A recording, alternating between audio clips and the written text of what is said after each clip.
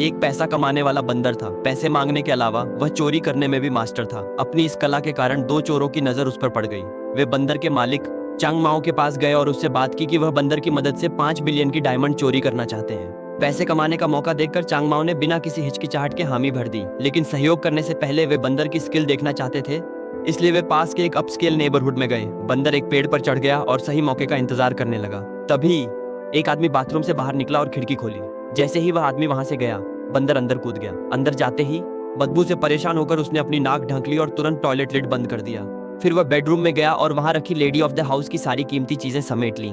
इसके बाद वह दूसरे कमरे में घुसने वाला था, लेकिन वहां एक लिटिल गर्ल को देखकर उसने उस कमरे को छोड़ दिया और जिस रास्ते से आया था उसी रास्ते से बाहर निकल गया। बंदर वापस कार में आया और चोरों ने जब देखा कि उसने क्या क्या चुराया है तो वे तुरंत चांग माओ के साथ मिलकर चोरी करने की बात करने लगे। उनका मानना था कि अगर वे पकड़े भी गए तो सारा इल्जाम मंकी पर ही जाएगा, इसलिए उन्होंने चांग माओ को एक गुड फेथ पेमेंट देने की तैयारी की।